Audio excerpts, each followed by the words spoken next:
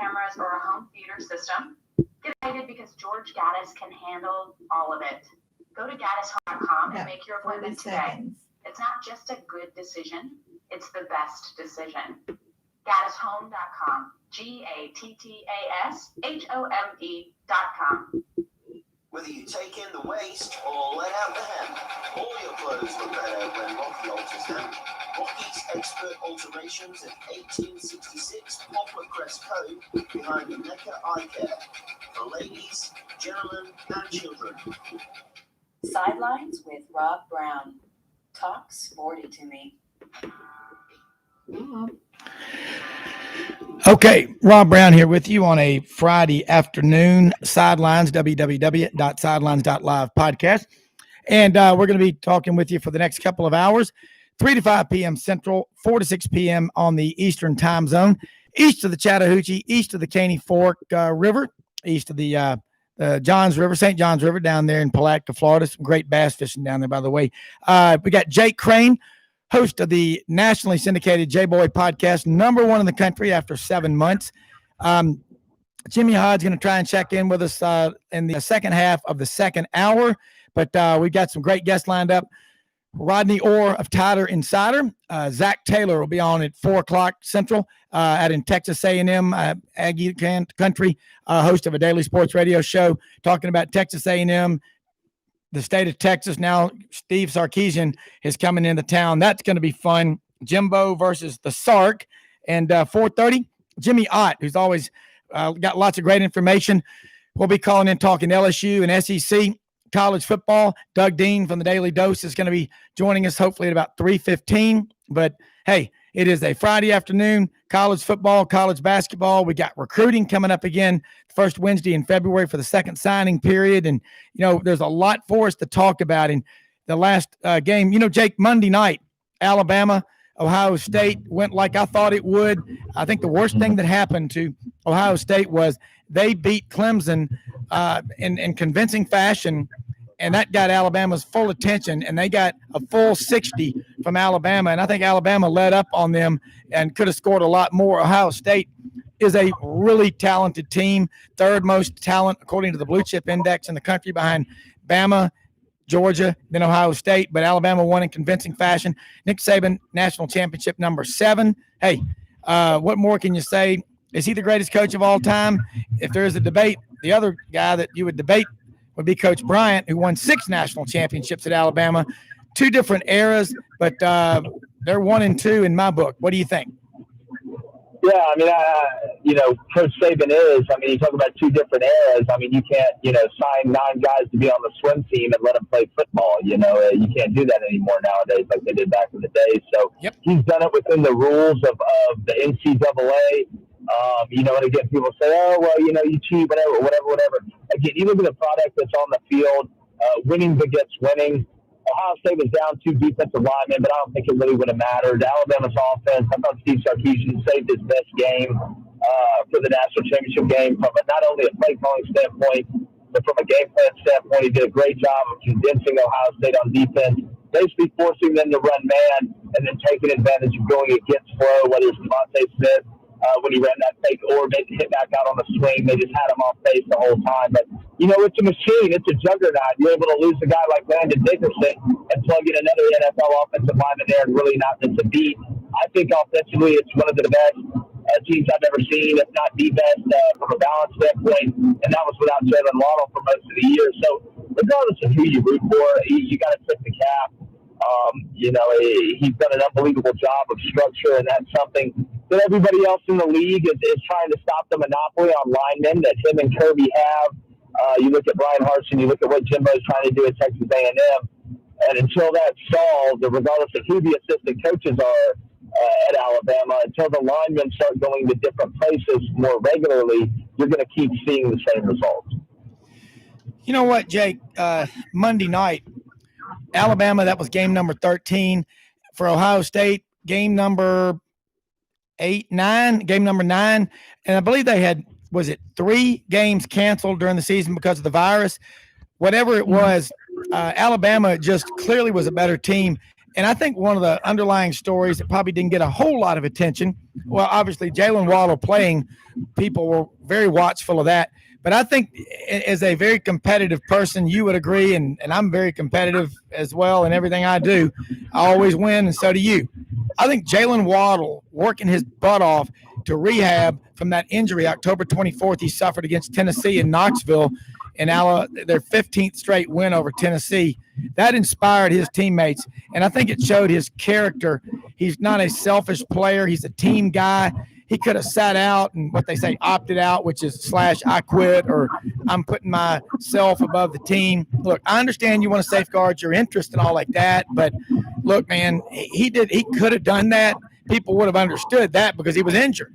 But I think that helped inspire his Alabama teammates to kick it up a notch. Yeah, of course. You see one of your best players, guy that goes in, that does the right things, that puts in the work every day, that, kind of went from unheralded to heralded.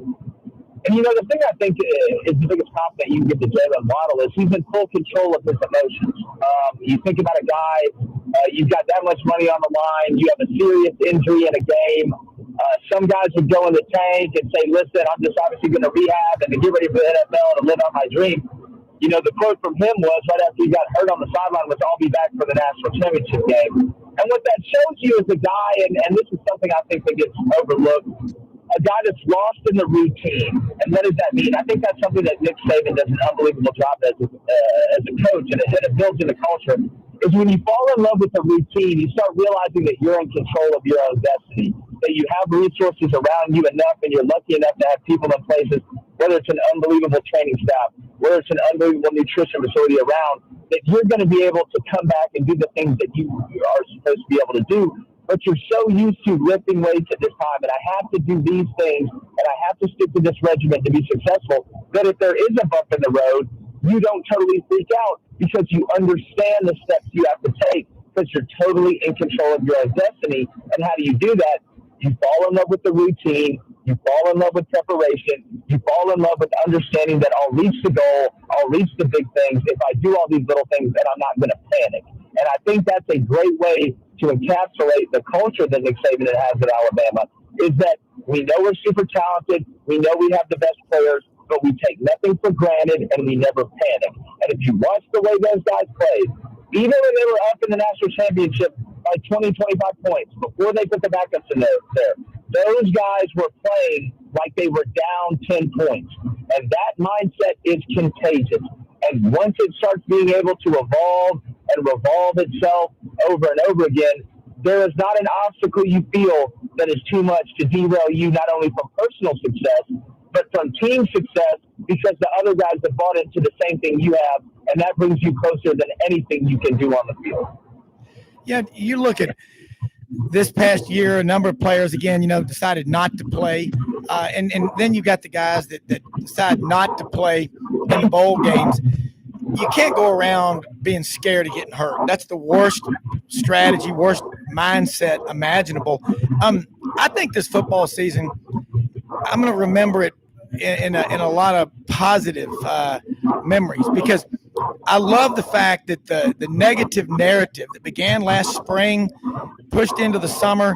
And I remember, I believe it was Sunday, August 9th. I was down in, at Orange Beach. I remember everybody was putting the word out. The Big Ten's not going to play, because the Mid-America Conference had decided there wouldn't be football this year. And then, everybody else will quit because the Big Ten and the Pac-12 are afraid to play. And I said, the SEC is going to play. The Big 12 is going to play. The ACC is going to play. American Athletic Conference, Sun Belt, they're going to play. And we got like 130 Division I football teams. And bottom line, that's what happened. Look, I'm not always right. You're not always right. But, you got to have a positive mindset. Conceive it, believe it, you can achieve it.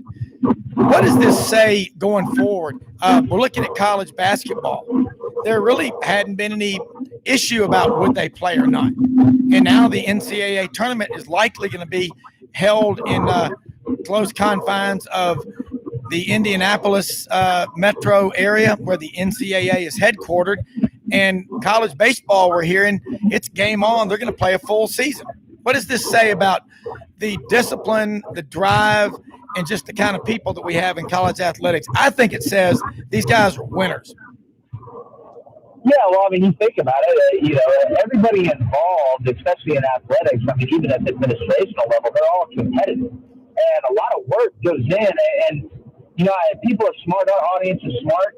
Everybody, we live in the real world. You understand what has to take place for stuff to happen. But there's a ton of preparation, regardless of what sport, that goes into having a season, not just from the players, not just from the coaches, but from the administration, from the secretaries, from everybody, setting up travel and doing all this other stuff. So what I think it says, number one, is that, if we can get a season done in these circumstances, then we can get a season done in just about any circumstance. But you look around and the thing I think that's interesting about college basketball, obviously, we started the college basketball season with a lot more information than we started the college football season. I think Greg Sankey should win an award after the way that he handled it, being the SEC commissioner, the patience and resolve that he showed and the leadership that he showed. But I think it just tells you, number one, that sports is something, obviously in this country is a big deal and is a way of life for a lot of people. For some, it's not. It obviously has a big factor on some towns that have success. You look at a town like Auburn that thrives off the university. So, I think it just shows you the competitive nature of people that are in it, and that, obviously being able to get through this tough time should lead to times in the future where we cherish, being able to go to sellouts and packed out houses and loud electric atmospheres. We appreciate it even more than what we did before all this stuff happened. There were a lot of people, including Jimmy Hodge, me, you, Jimmy Ott, questioning, was Greg Sankey going to be able to ever come out from behind the shadow? And it's a long shadow left behind by former SEC Commissioner Mike Slive. Just as people wondered, could Mike Slive ever come out from behind the long looming shadow of his predecessor, Roy Kramer, the SEC Commissioner? Well, he's done that. And I'm really, really proud of what Greg Sankey and the SEC office in Birmingham have done. A handful of games were missed because of the virus, but it's really incredible. And again, we have Tommy Tuberville, who's now a U.S. Senator, on the show a lot until this campaign, the last part of it here, but we're going to get him back on soon, hopefully. But he said all along, the key is discipline. Everybody's got to be disciplined in everything they do, and we will make it happen. And that's the kind of people that I like to listen to, as opposed to, again, so many of the national writers, no way you can have college football. That's terrible. You don't care about these student athletes. Listen, they're a lot better off being in that protective bubble or whatever you want to call it, versus going back home. And if you noticed, whenever schools had a spike in positive virus cases, it was after they went home for fall break, Thanksgiving break, Christmas break, whatever, and they came back. They got out of their disciplinary structure. Wouldn't you agree? Yeah, I mean, I'm not, I'm not too well versed, obviously, on all of it, but I do know I've obviously been in the system, and these athletes are monitored. They're monitored way before COVID-19. That's and I know a lot of people understand that. I mean, you give a guy a scholarship. You think about basketball. You don't have a ton of guys on the roster. You're giving a guy a full scholarship. Well, obviously, you're expecting that guy to perform not only athletically but academically and do things right off the court. So you're monitoring those guys, and you even know what they're eating and stuff like that. So obviously, when you're at a place that has structure and that has the resources, and most of these schools, obviously, everyone in most of Power 5 are able to do a lot of things with.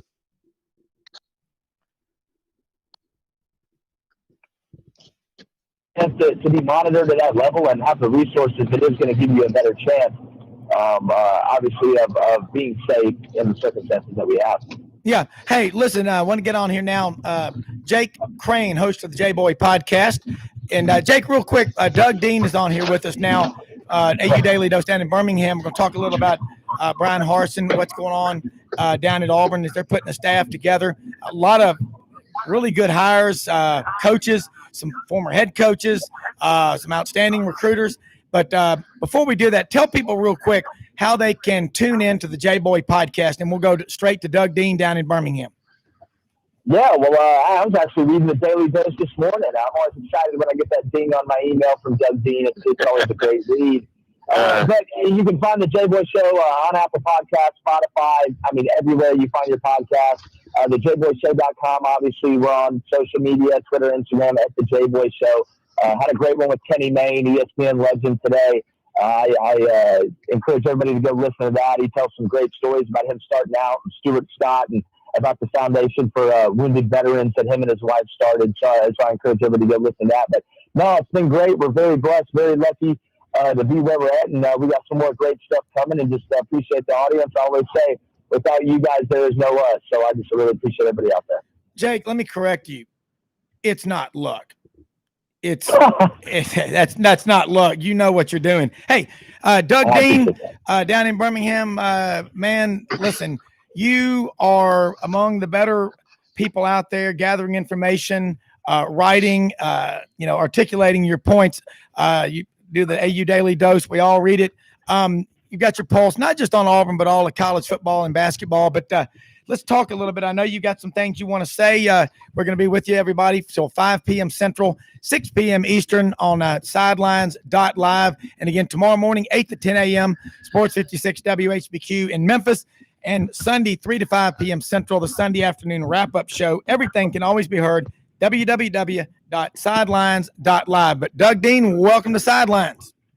Thank you, and what a fantastic day. It's finally got a little sunshine here in Birmingham, but don't let it fool you when you step outside this 20-mile-an-hour gusting wind, so you better be dressed right, and I'm sure y'all have similar weather. But before I first thank you for the kind words, both Rob and Jake. And Jake, we'll continue to cross-brand our little gigs. Yours is in the big times. Mine is more under the radar, and I enjoy it that way. But I wanted to say this, and you guys will know exactly where I'm going with this.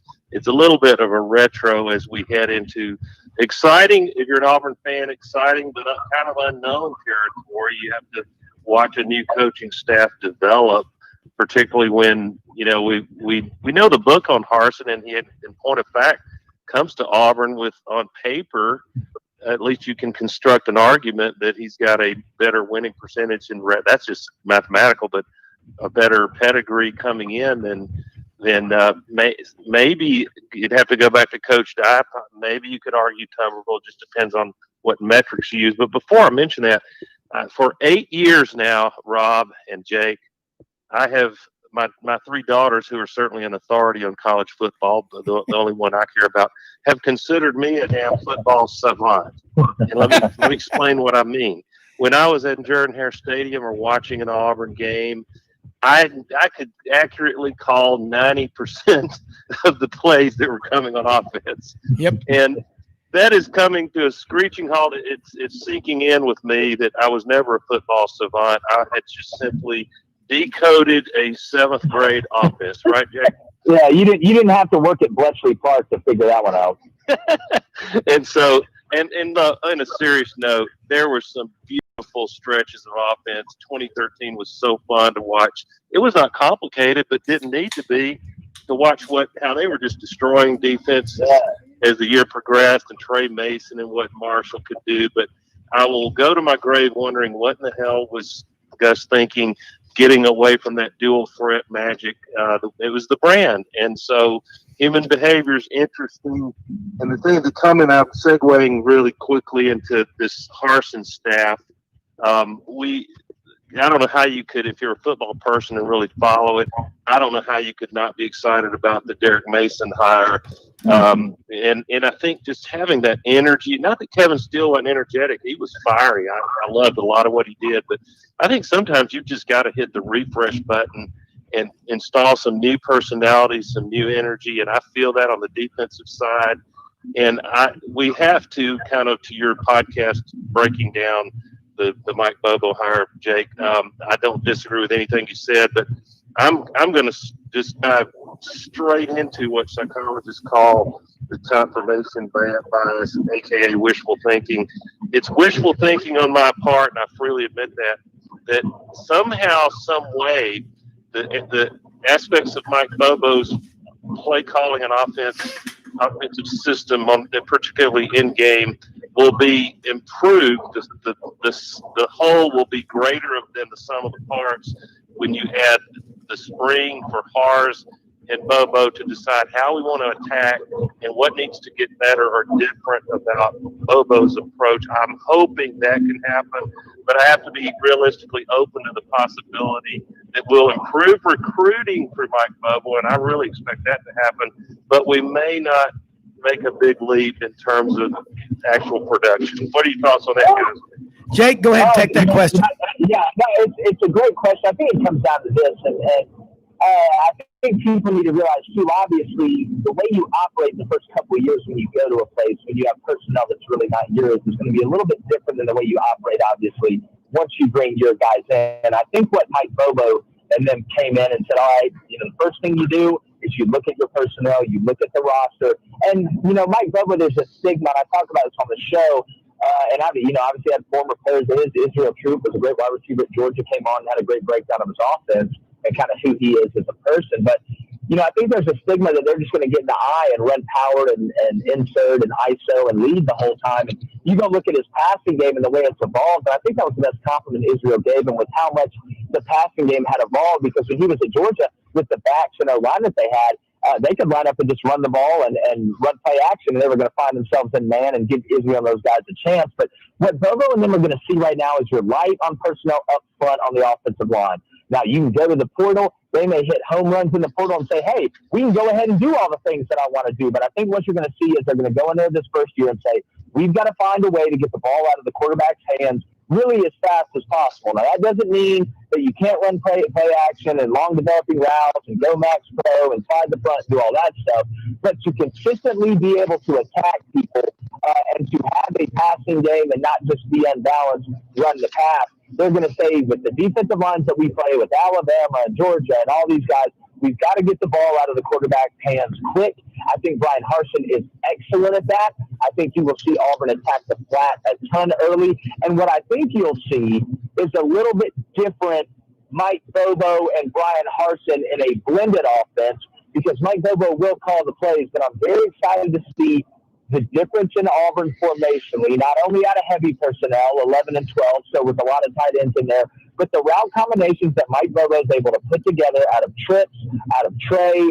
Auburn can go quads. They can get in the Wildcat and do different things. So, Doug, I think you are going to see a little bit more production, and a lot of it will not only be because you got fresh blood in there, but it's going to be a blend of an offense that hasn't been seen in this league before, and it's going to take a while for people to get the book on them. So I wouldn't be surprised if Auburn had a lot of success offensively early.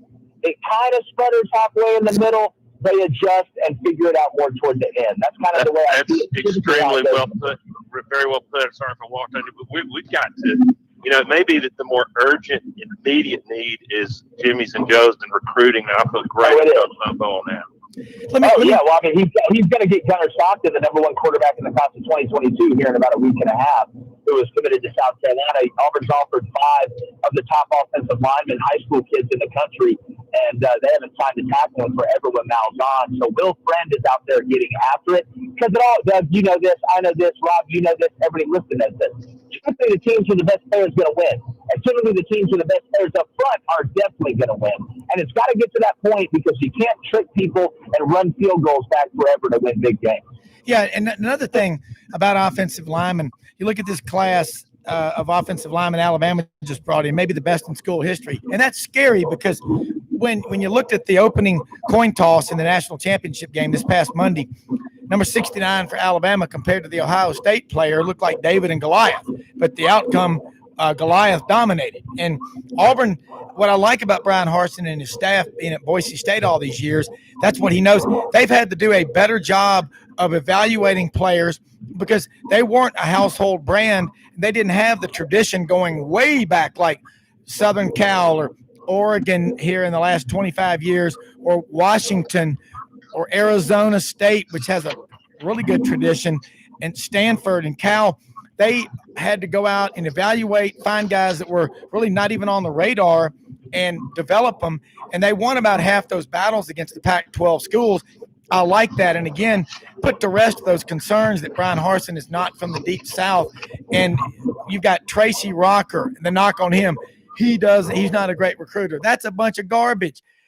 Guys come to him. He's coached 6 first-team All-American defensive linemen, and anyone that knows anything about Tracy knows that he's kind of a quiet guy, but he gets the job done. He's been at half the schools in the SEC, and I just feel really good if you're an Auburn fan about this staff going forward. Again, Mike Bobo out of Thomasville, Georgia. He grew up a huge Auburn fan because he played at Georgia.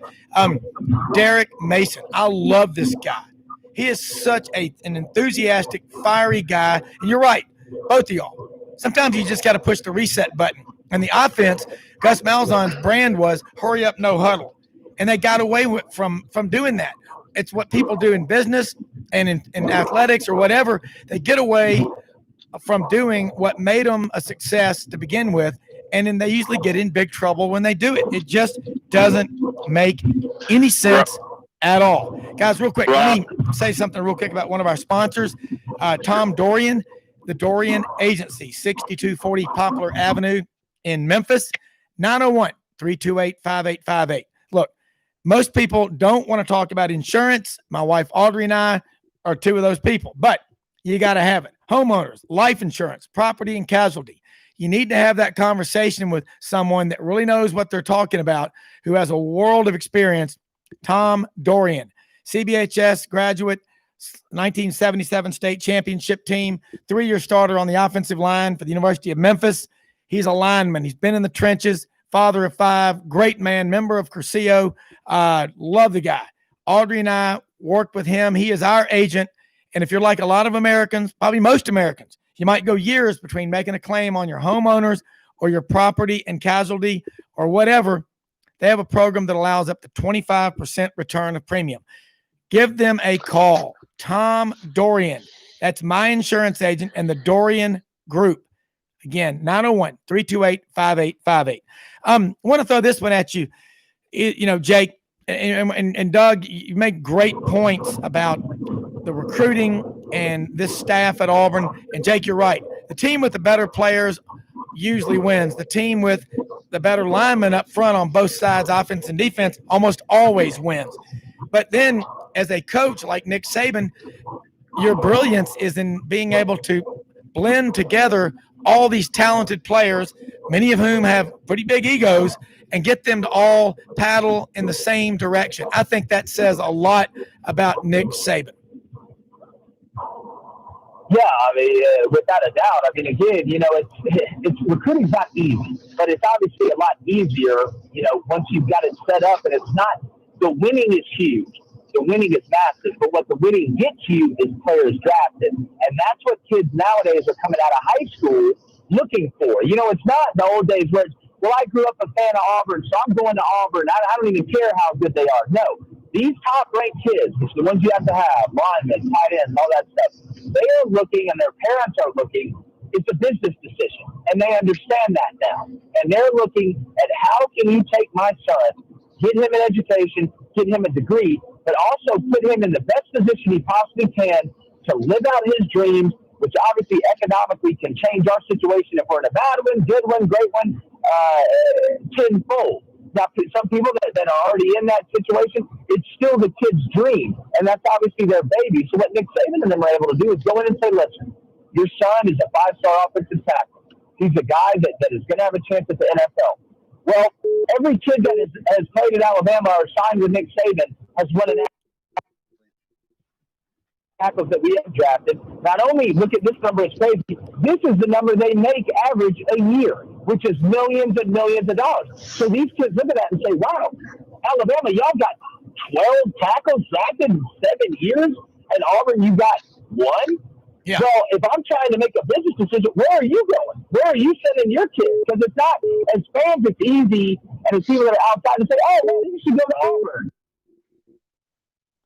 This kid has a once-in-a-lifetime chance to make millions and millions of dollars and set himself up for life, so he's obligated to make the right decision. Yeah, he is. Real quick, we've got another one of our sponsors on the show right now, Justin Nguyen, General Manager, Red River Ford Toyota over in Nguyen, Arkansas, about a 45-minute trip from Memphis, easy to get to.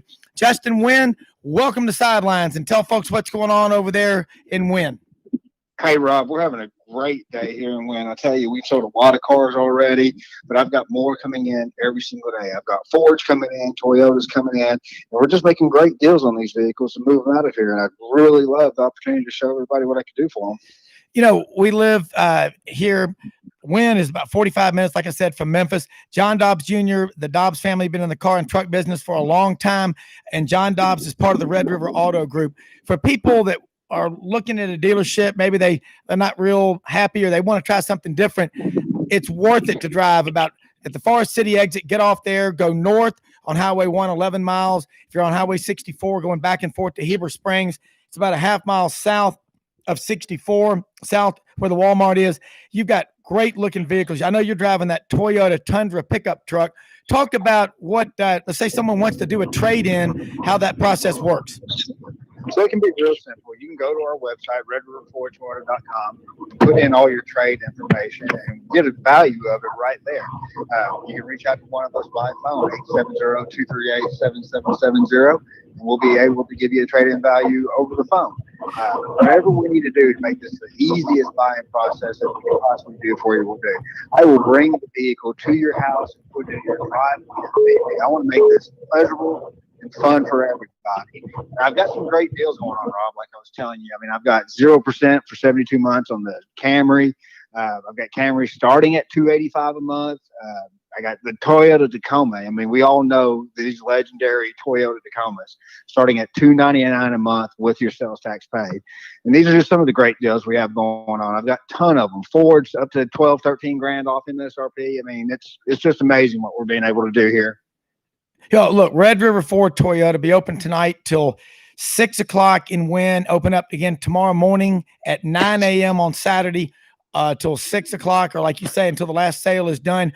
Do this. Justin Nguyen, General Manager, Red River Ford Toyota in Nguyen, Arkansas. Call us again the next hour about 4:30. And again, folks, it is worth the drive on the other side of Crowley's Ridge in Nguyen, Arkansas. These are great people to work with. Rusty Howard, the sales manager. Austin back in the service department. We had him on last week. These people are great to work with. You will love yourself. It'll be the best decision you ever made for a new or used car, truck, or SUV. Red River Ford Toyota, Nguyen, Arkansas. Thank you, Justin. Talk to you in the next hour. Thanks, Rob. You bet.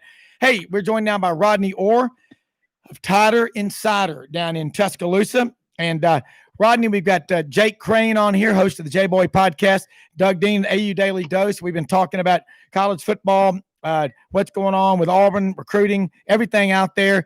Alabama, again, another national championship this past Monday. A pretty convincing win over Ohio State.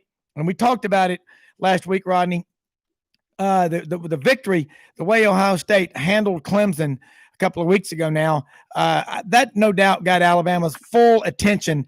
And Alabama really didn't have to play a full 60 too many times this season. They were so dominant, but they jumped on Ohio State early and never let up. If anything, they kind of got bored with them. But it's just amazing with Steve Sarkisian having taken the head coaching job at Texas. It didn't really distract, and Alabama looked completely prepared and really just went through the motions. That's my thought. But I want your thoughts on it. And then, Jake Crane, you chime in on that one. Well, it's kind of funny that you say toyed with them. The crazy thing was that at the last quarter, maybe even the quarter and a half, Alabama's healthiest receiver was Jalen Waddle. It's really amazing the way the game ended up. They had so many guys beat up and banged up. Mac Jones had an injury. The way it was put to me, if they had to play another game, they probably couldn't. When you talk about the team as a whole, they were so beat up. And it wasn't due to that game, obviously. It was due to the season. Mechie came into the game, hadn't practiced in 2 weeks, just to give you an example. So that was really, towards the end of the game, that was a team that was beat up physically, but just still remained dominant. Think about this. After Mac hurt his leg, which there was some significance to the injury. It wasn't just a bruise. But after that, he still led them to 2 touchdowns without Devontae Smith, with Jalen Waddle obviously still limited. Mechie beat up. Slade Bolden out there. So, they really, Ohio State, I think once, I really think that once Alabama got that 35-17 lead, I thought the key was Jake and Rob. It was 21-14, and Ohio State gets that targeting on Jordan Battle, if you remember. Gave them a first and goal, at about the 6 or 7 yard line, and they had to kick a field goal. Made it 21-17. And after that, Alabama tacks on 2 touchdowns in the final 5 minutes of the first half, and the game's over, at that point, in my opinion. Yeah, I would agree with that. Jake Crane, and looking back at that game, Ohio State is a really good football team, but they were clearly head over heels better than everybody else in the Big Ten, but they weren't dominant, and they did have a pretty tight game with Northwestern in the Big Ten championship game. Were you surprised that, and maybe I'm exaggerating, but it looked to me with the relative ease with which Alabama, kicked Ohio State to the curb? No, I mean, to be honest with you, Justin Fields, like I said, even before the game on the show, I thought he played out of his mind against Clemson. He had a couple throws and a couple of leads that he typically doesn't make.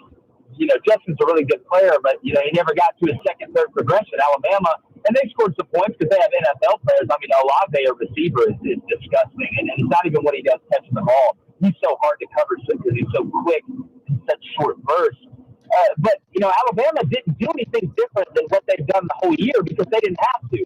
When it came down to passing downs, what did they do from the jump? They got 2 man because they got in cover 2 one time, and that's when Rucker hit him up the seam in that matchup with the linebacker. They really never went back to it, but they started out 2 man on third passing down. They stunted the front, which gave Ohio State some problems that you have to do to protect yourself from quarterback draw, especially if the running back leaks out, which obviously takes the linebacker, and everybody else is in man, so you don't have enough. But when I look at the Big Ten, I mean, really, look at the past, 5 years outside of Penn State, who else from the Big Ten is really any good? I mean, and Ohio State this year, you look at the way they played. I know they hadn't played a ton of games and got to get in that great rhythm, but they weren't super dominant, especially in a year where I thought the Big Ten was horrible across the board. You look at Penn State, how bad they were. Michigan doing their typical thing. I still can't figure out why they don't have a quarterback. Them in Tennessee must be listening to the same people. But, at the end of the day, the SEC is the most dominant conference in the country for a reason. And Alabama was one of the best teams offensively that the SEC has ever had. So Ohio State was not going to be able to keep up in the track meet in that game. They put too much on tape against Clemson. I talked about that as well. All their little gadget plays, they tried some stuff. They tried to slip the wheel out a few times on Bama, but they sniffed it out. So, from a personnel standpoint, Ohio State's really good. Schematically on offense, they don't do enough. They haven't done enough. They're typically just better than everybody. And Alabama's got a great blend of unbelievable talent, unbelievable preparation, and unbelievable in-game calling. And make no mistake, Ohio State was not just beat because Alabama had better players. The Alabama coaching staff beat their coaching staff worse than the players beat their players. Yeah, I'm not surprised at that. And I think the Big Ten, Ohio State is built a lot like an SEC or, Clemson type of superpower. They've got front 7 talent. I mean, they're third best on the blue chip index for what that's worth, and it does mean a lot. Alabama number 1 at 83%, Georgia number 2 at 82, and Ohio State 3 at 80. And everybody else is in the mid-60s. But look, well, let me ask you this, Rob. Yeah. Do you remember when Texas A&M didn't get in? What was the argument? Oh, they got beat by Bama by 28. Yeah. So they should be in. Notre Dame only lost to Clemson by 24. Then Ohio State gets hammered by 28 in the national championship game.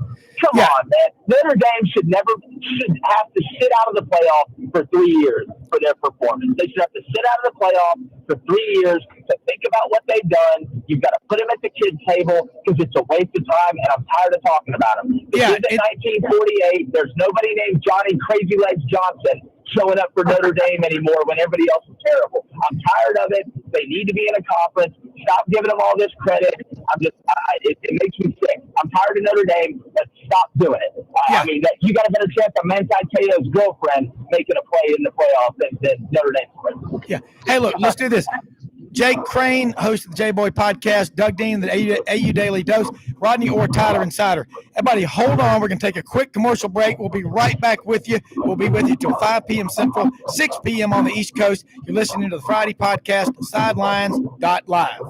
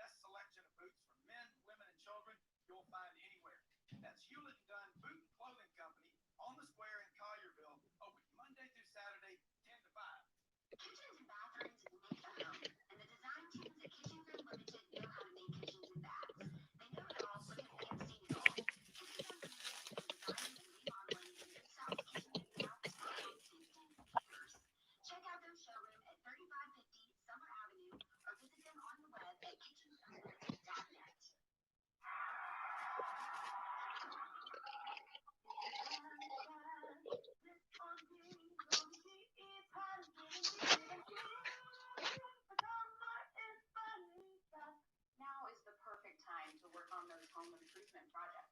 Setting up motion detector lights, security cameras, or a home theater system. Get excited because George Gaddis can handle all of it. Go to gaddishome.com and make your appointment today. It's not just a good decision, it's the best decision. Gaddishome.com. GATTASHOME.com. Whether you take in the waste or let out the hand, all your clothes look better when Rocky alters them. Rocky's expert alterations in 1866 poplar crest clothing behind the Mecca eye care for ladies, gentlemen, and children. Sidelines. Oh. Rob Brown. Talk sporty to me.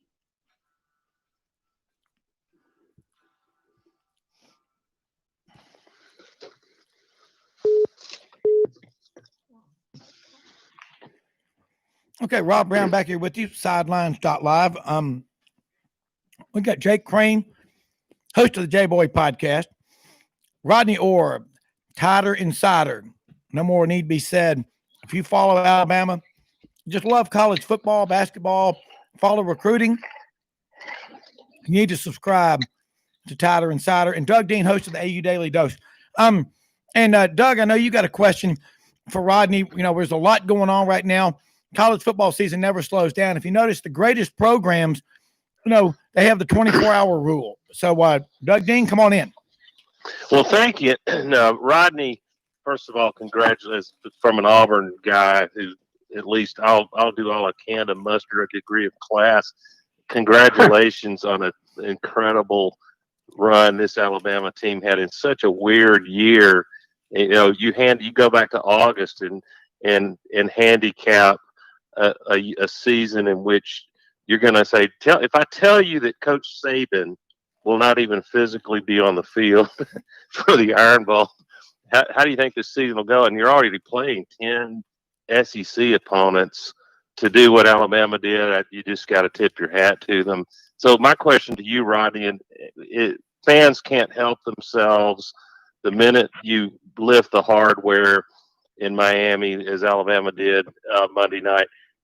There's the debate. I'm sure it's on your website and among your contacts. How does this Alabama team stack up against a lot of other great Alabama teams? And for my, and I don't follow Alabama nearly like you and good Alabama men and women would. Where would you put this team? I would have to have them at not 1A, they're 1B with a couple others. Your thoughts on that, Rodney? Yeah, I think what happens is it's always the latest one, the latest edition's the best. Not taking anything away from this one, but if you kind of, as you know, you keep things into perspective in the era. of those teams. And, you can think back to a lot of great teams. I mean, I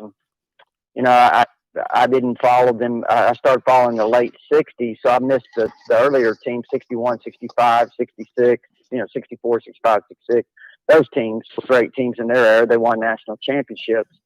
79 team that won, 78 won it, and then 79 again. 79 gave up 58 points in the regular season, 67 total, including the bowl game. Obviously, the 92 team with the incredible defense, not much offense. I think they threw for 18 yards in the national championship game against Miami with 2 interceptions. Think about that. And still dominated the game defensively and won 34-13. This team here, certainly, when you look at Nick Saban's run with 6 national championships now at Alabama, you have to look at the 09 team that went undefeated, 14-0. They beat Tim Tebow in the championship game as a rematch from the year before. You remember that. Absolutely. Then beat Texas, which was a monumental win, out there in Pasadena at the Rose Bowl. That was a tremendous team. All those teams, certainly, we could go through them all, but this one just offensively is the best Alabama team I've ever seen. Strictly offense. Defense was solid enough, not bad. But offensively, no, I've never seen a juggernaut quite like this one. And guess what, man? 2 of them were pretty good, 2018 and 2019. But this one was the most balanced. I thought it was the best coach. Thought it had the best offensive line. I really thought that they were more cohesive overall. And what I mean by that is just the chemistry among the players. I think overall would seem to be better. So, yeah, offensively, the best Alabama team I've ever seen. Yeah, and Rodney, quickly, to a casual viewer's eyes, the impression I got, which is not easy to pull off for a coaching staff or senior leaders on a team, they didn't seem to suffer from, players wanting more touches, that envy that can be divisive on a team. Yeah. You're right. Here's the crazy thing, just to give you a little insight. I think there's some interesting stories on this offense. There's been a lot made of Mac Jones coming in when Jalen had just finished his freshman year, but he signed with the same year with Tua, and he had to wait his turn, and everyone knows about that. Devontae Smith and coming in with Ruggs and Judy and, that great class that they had and the things that Devontae's accomplished. But, Najee Harris was a 5-star running back out of Antioch, California. And I think Najee came in with the expectation that he was going to be the man, if you follow what I'm saying. Sure. I think he came in with the idea that he was going to, dominate quickly, like a lot of them do. And I think he had some frustrations. He had the big championship game his freshman year when he came off the bench and played really well. And but he had some frustrations until last year. He was a guy that had to endure and had to kind of find out what it meant to be part of a team. Not that he wasn't a team guy. That's not what I'm saying. But I think he had to learn what it took. That on this level, you're not going to be necessarily the guy. You're not going to be the only one that touches the ball. You had to share the carries, those years. And then it became your position. And when it became his position, he kind of started to really develop about the middle of last year and just became in my opinion, a dominant back. To me, the only thing really, if you wanted to get picky about Najee, is, he doesn't have necessarily breakaway speed. But at 230 pounds, the way he runs over people and the things that he does, I'm not saying he has bad speed, but he's not a guy that's going to be a threat to take it, 60 or 70 yards. But other than that, he's got it all. He's a great guy. He's going to have a long NFL career. Correct. Hey, I want to throw this one at you. Rodney, again, we've been talking about this with Jake Crane, Doug Dean, myself. The narrative, again, going back in the spring and the summer, it can't be done. There will be no college football season. Inevitably, there are going to be people who want to put an asterisk potentially by this season and any accomplishments. And that's garbage. Okay. This is national championship number 7 that Nick Saban just won. Won at LSU in 2003, and then 9, 11, 12, 15, 17, and 20 at Alabama. Make no mistakes. And anyone that argues differently is a living brain donor, okay? What Alabama did in this season with all the difficulties and everything, I think is even more impressive. Jake Crane, Jimmy, Rodney, who wants to answer that? But that's how I feel about it.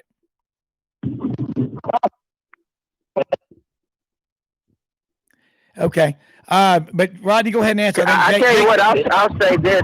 It sounds like he's cutting out. Yeah, he's in a low cell zone. Okay. Well, I'll say this real quickly about that.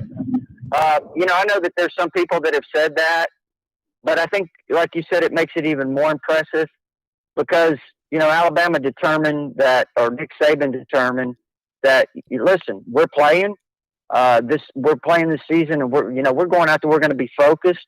He got his team focused. He managed through all those difficulties. Think about this, Rob.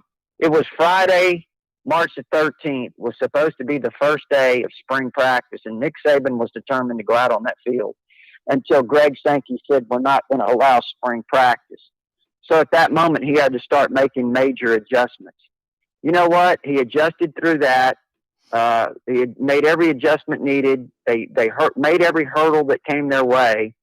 And even in recruiting too, when you couldn't have the visits on campus and all of those things, he turned to the technology, Zoom calls, all of those things. They had one commitment at that time, I think. Alabama fans were about to go nuts.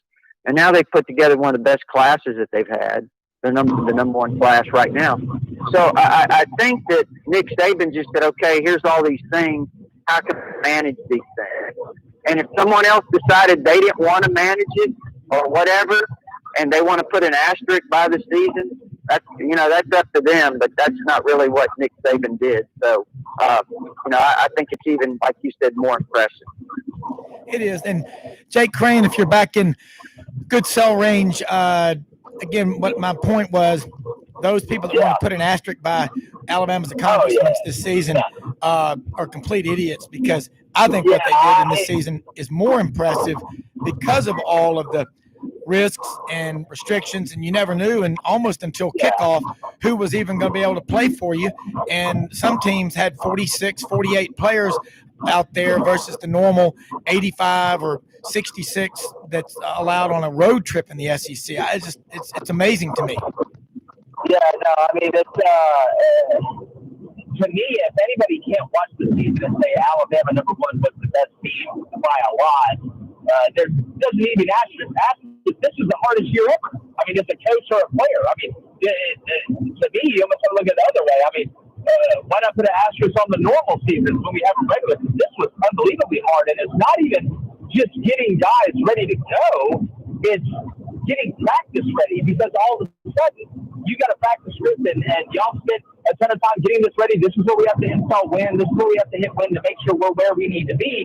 Oh no, well now 3 of your offensive linemen can't practice for a week. Well, now we got to cut down half the install because the 2 guys that are replacing them are true freshmen that don't have an idea of what's going on. So I think that's just people making excuses. That any person that understands the game or that's a connoisseur of the sport are able to kind of take their stand-up glasses off, realize not only should there not be an asterisk, this may be the greatest achievement that Nick Saban has had in his whole college career. Yeah, I would agree with that. And listen, Jake, I know you've got to get off for an interview at 4:00. Before we let you go, again, tell people how they can follow you on the J-Boy podcast. It's really, really, really incredible. And if you follow college sports, recruiting, you got to be listening to the J-Boy podcast. Well, Rob, man, I appreciate that. You know how much I love coming on here. This is one of the best shows around. I know your audience enjoys it. It's an honor to be on here with you, buddy. You know how much I appreciate that. But yeah, you can find the J-Boy Show on Twitter, any social media at the J-Boy Show. Our podcast is everywhere: Apple Podcasts, Spotify, Stitcher, all that stuff. Half of them I can't even pronounce. If you have any trouble with that, just go to thejboyshow.com. We've got everything there. I've got huge stuff lined up. Director of National Football Recruiting for Rivals, Mike Farrell, is going to join us in the next couple of days. Aaron Torres from Fox Sports Radio, breaking down some college football, talking about the playoffs. I may be going on a crusade, Rob, to expand the playoff to 8. I may champion the crusade to extend the college football playoff to 8 teams. So everybody out there, be ready for that. I have a plan I'll come up with. It's going to want some opinions on it. But again, as usual, thank you guys so much. Rodney, getting you back on as well, too, man. Everybody loves you when you came on there. It's always great stuff. So I appreciate you guys so much, and we'll talk soon. All right, we'll talk tomorrow and Sunday, and looking forward to it. Have a safe trip. Jake Crane, host of the J-Boy Podcast. Hey, Doug Dean from the AU Daily Dose on with us. Rodney Orr, Tyler Insider. We got about 8 more minutes before we're joined by Zach Taylor from out in College Station, hosts a daily sports radio show covering the Aggies, Longhorns, Texas football, Texas high school football, the SEC, national college football. But look, Doug and Rodney, again, that's the way I see it. It's just more impressive when you think about what you have to be fair. I mean, I don't care. I'm an Auburn grad. So's Doug. Rodney's Alabama. Call it like you see it. And I think, guys, and I'm going to throw this one to you first, Doug, and then back to Rodney.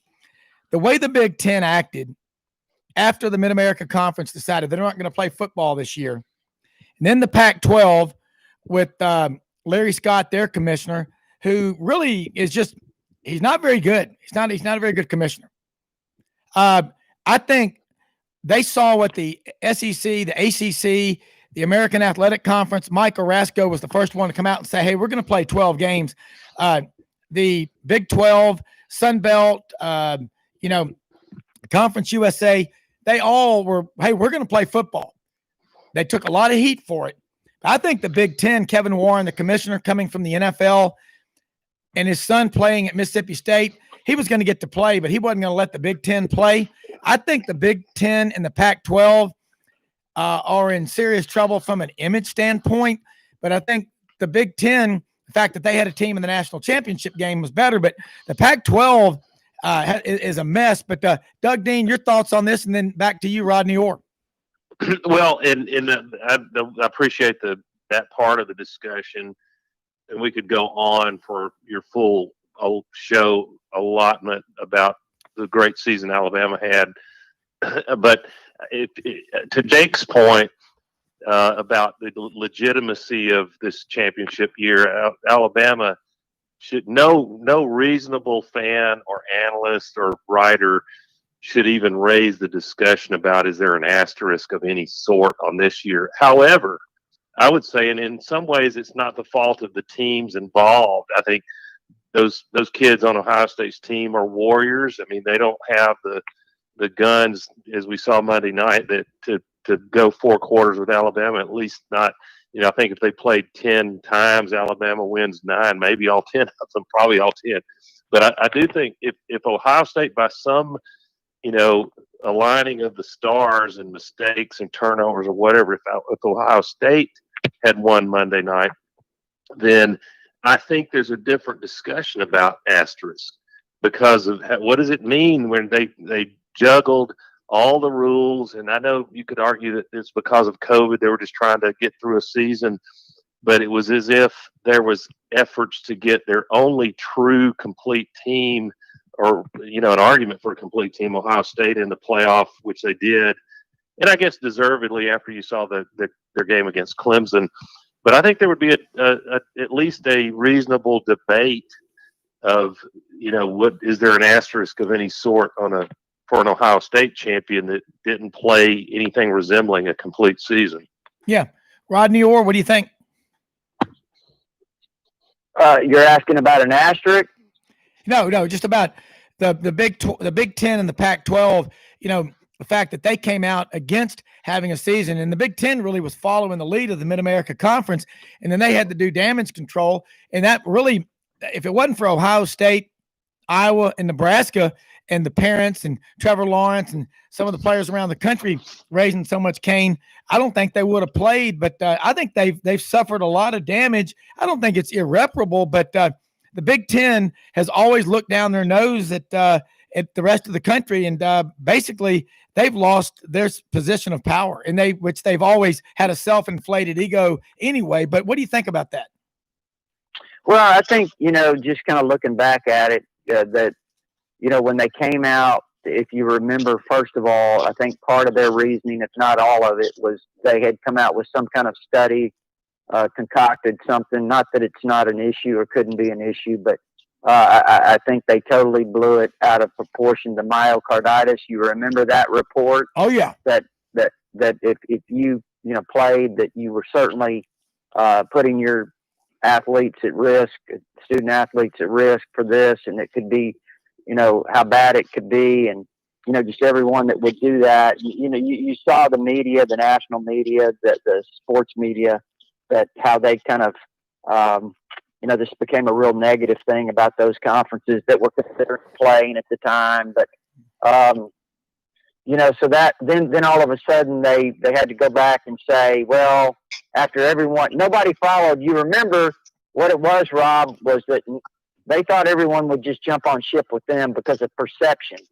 But the SEC didn't do that. The Big 12 didn't do it. The ACC didn't do it. And all of a sudden, then the Big 10 backed up and said, "Oh well, now that we look at it again, this report on myocarditis is not accurate after all." Well, they were embarrassed, is what it was. That's what it was to me. So you're talking about a loss of kind of a integrity. Yeah, certainly they took a hit there, and then. How many times did they change their rules throughout all this process?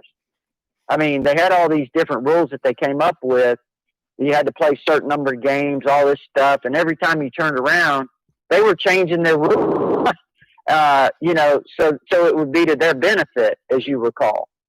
So I think just over the course of the whole, to me, and I'd be honest with you, I didn't follow every move that the Big Ten made, but just a lot of the decisions that they did made, it just kind of seemed to me that they were being, a little bit, they were, it was hypocritical.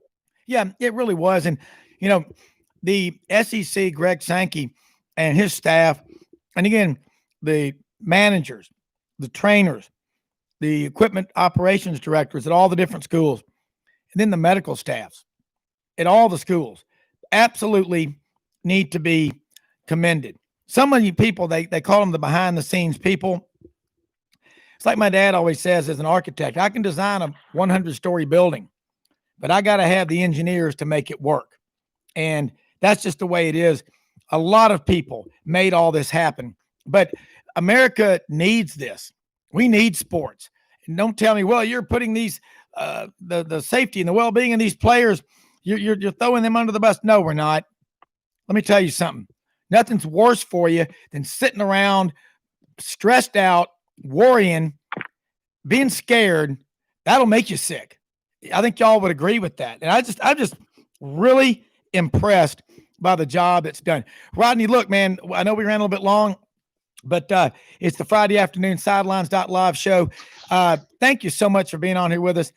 We're going to go out and talk some Aggie and Texas football here in a second in the SEC. But tell folks again how they can get on board with Tighter Insider, because you have so much to offer for, again, not just Bama fans, but college, sports, football, basketball, recruiting fans in general. And you have great forums. Yeah, TighterInsider.com. It's only $48 a year. You can get instant access with a credit card. Or if you prefer, there's an address there to send a check. Gives y'all our premium information, but also, like you mentioned, Rob, the All Sports Forum, where, it's pretty crazy with all the exchange of information and things going on. Some coaching changes, obviously, here at Alabama.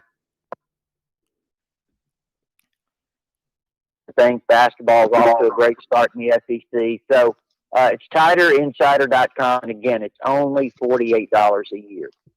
Well, look, yeah, you're right. Nate Oates in Alabama, within a couple of years, he's really got them rolling. It's great, though. We're, 6 games into the basketball season. So, look, Rodney, try to do this again tomorrow or Sunday, get you back on. But Rodney Orr, Tighter Insider, thank you so much, and have a great rest of your Friday, January 15th. Look, Zach Taylor's all right, on guys, the I appreciate line. it. You bet. With us right now from out in College Station, Texas. And the Aggies 10-1. Wow. A lot of people thought this was going to be a special season. They thought that Alabama, Texas A&M, late in the season, game 11, the Aggies would come in there likely at 10-0. They still won 10 games. They went 10-1. They should have been in the college football playoff. We all know Notre Dame got in there. I think that Texas A&M, I don't know if, I'm not sure Kellen Mond is a great quarterback, Doug Dean, Zach Taylor, but he broke every record in A&M history. He was there the longest as a starter out of San Antonio, but this has got to represent a huge step forward. And I'm not going to borrow from this is one small step for man, one giant step for Aggie land. But talk about this season. Zach Taylor out in College Station, Texas. You cover Texas A&M like nobody else, and welcome to Sidelines. Yeah, Rob, thanks for having me. It really was an exciting season for Texas A&M, and as you said, Jimbo Fisher in year 3, after a couple of solid seasons, but nothing that really blew anybody away, especially compared to what A&M had been doing before he got to College Station. Everybody's kind of thinking, all right, well, now's the time you got to start earning your money. And the way that the schedule lined up before COVID hit, everybody was thinking, well, this is going to be a fantastic opportunity for A&M. But even with COVID, even with an all-SEC schedule, the Aggies still had a pretty solid record, finishing, you mentioned 9-1, Orange Bowl win, number 4 ranking. That was their highest ranking since they national championship or back in 1939. So it was an historic season for A&M, no doubt, and things are running high in Aggie land right now. Look, Doug Dean is on with us, the host of the AU Daily Dose down in Birmingham, and we've been watching A&M, and I think everybody has, Doug, wondering when they're going to really hit their stride. Texas A&M, really, with all the resources, the money, they've got everything. It's just finding the right coach. Kevin Sumlin caught lightning in a bottle 2012 with Johnny Football, went 11-2, but then a lot of 8-5s, much like Gus Malzahn at Auburn. You don't pay a coach $5 to $7 million a year to go 8-5 unless you're an absolute idiot. But Doug Dean, what do you think about the job? We all remember, everybody knows Jimbo Fisher. He's been around, played up at Salem College in West Virginia, went to Samford with Terry Bowden, comes to Auburn as a 27-year-old offensive coordinator, coaching quarterbacks. He recruits Damian Craig out of Blunt down in Mobile, and Pritchard has him to be a great quarterback, plays in the NFL and foreign European leagues. Jimbo goes with Saban to LSU. He's got a great track record, but I think he's becoming the voice for A&M football. But Doug, your thoughts? Well, first of all, congrats to Texas A&M on a fantastic season. I know when you get that close, you start, as rightly so, you start feeling greedy. Let's go ahead and find a way to get in the playoff and win the whole damn thing. But and frankly, looking back, the Aggies had a stronger argument to be the 4th team in the playoff, but that's a subject that's been beaten to death. I'm reminded, and I'm in a generous mood, Rob, as an Auburn man. That will change as we get to August. I'll start feeling greedy and partisan. I'm sure that's how it works. But in the case of the Aggies, in the wake of Pearl Harbor, the Japanese prime minister or whoever it was said, "I fear we have awakened a sleeping giant." and because Texas A&M has all the resources that you could ask for to win, they simply have to make that breakthrough, and they've been there before. So, and Jimbo Fisher can, I'm still in a little post-traumatic stress here, Rob, from the Pasadena, if you know what I mean, 2013. Yeah. So we know that Jimbo's capable of winning big games, and he certainly did that this year. And so I think what'll the strategic landscape, before I get out of here, Rob, is that we're all looking at is it's well established that Alabama is dominant, and they, a bad year for Alabama is they might lose a game mid-season, and they might lose one in Jordan-Hare or something like that. They tend not to lose if they make it to Atlanta. And so as Saban, gets to the twilight, and which might be five or 7 more years for all I know, that because he's probably listening to Bobby Bowden, who said Presser was pressing him, when are you going to retire? I'm not in a hurry, you son of a bitches. After you retire, there's only one more big event. And so I think what will make it really interesting, who can build the strongest foundation, the fastest, and built to last. And in the wake of Alabama, what you would figure maybe Alabama fans say, no, we're just going to keep rolling. We'll hire another great coach and nothing changes. That historically they would be going against a big tide, no pun intended, if that happens. But if there is disruption and a little bit of chaos that Alabama regresses to the mean, then who has built the strongest foundation to be in position to capitalize on that in the SEC? And I personally, stating the obvious, I'd have Texas A&M. With our coaching changes, I'm going to, with a bias, put Auburn in there and wait and see. Certainly, you got to have Georgia there, maybe Florida, certainly LSU, and then others will be trying to accomplish the same. How do you guys see it? Yeah. Well, Zach Taylor, you go ahead and answer that one. Yeah, no. I'm kind of right there along with you. I mean, as far as stability goes, Alabama is number one in the SEC. I mean, Nick Saban has been a staple there, obviously coming off a tremendous season, arguably one of their best teams they've ever had. I don't really see that train slowing down anytime soon. As you mentioned, it seems like Saban's still got plenty of steam left. The changes on his coaching staff, you wonder what that might mean. People here in College Station are pretty familiar with Bill O'Brien, having been the head coach of the Houston Texans right down the road, and some people are kind of excited that he's now in Alabama because they kind of saw the way that the Texans imploded, and they're hoping, at least from an on-field standpoint, that happens with Bama. But I just don't see that happening with the kind of talent they have and Nick Saban being there at the helm. But when you look at programs that have that stability, that have a head coach that it is not brand new and somebody who has kind of made their mark, so to speak. You made mention of Georgia. You talked about Florida, and the things that they did this year, even though it didn't end the way they wanted to.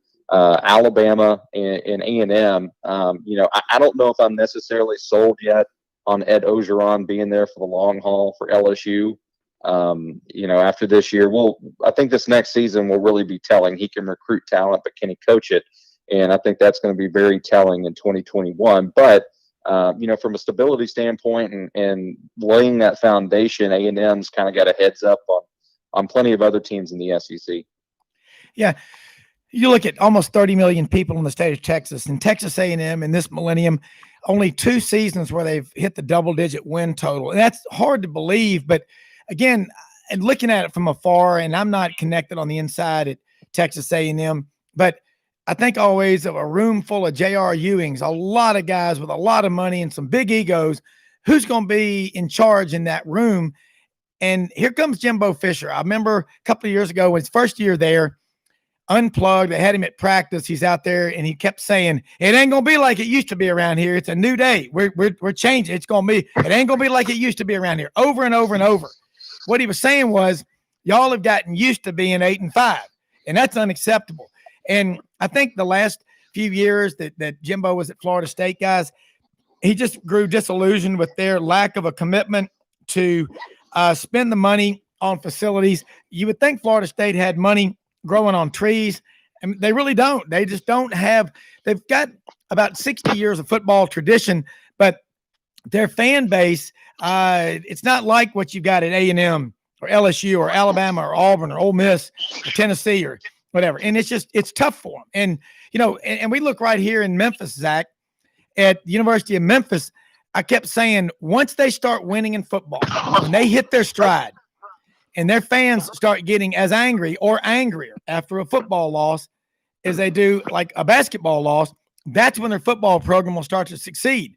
Well, you've got some powerful people, the founder of AutoZone in Memphis, Fred Smith, FedEx, so many people, Frank Flaut, big supporter, so many people in Memphis. And now they're getting fired up about football. Well, you bring in Justin Fuente, followed by Mike Norvell. And now Ryan Silverfield goes 8-3 in the first year, in the year where the virus is 24/7, hanging over your head like the sword of Damocles. Okay?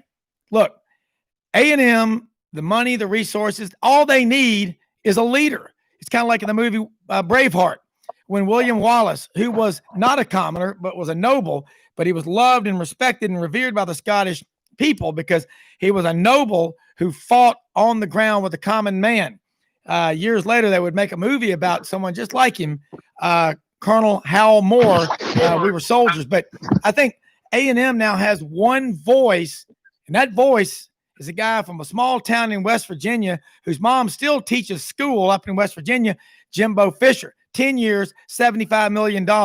But the money that he's going to bring to A&M, and they should have been in the playoff this year. I think now A&M, look at their recruiting, the talent, the depth on the front seven on offense and defense. The defensive front seven is getting better every year. It's scary. Welcome to the SEC West, where you slip up. There's no forgiveness right there. But Doug Dean, I know stay on as long as you can. If you got to go, you got to go. But let's talk about this going forward. Next year, we don't know when. What is normal? I've always been told the only normal people in the world are people you never had a couple of scotch and waters with. Okay, we don't know. Are we going to have spring practice? We don't know.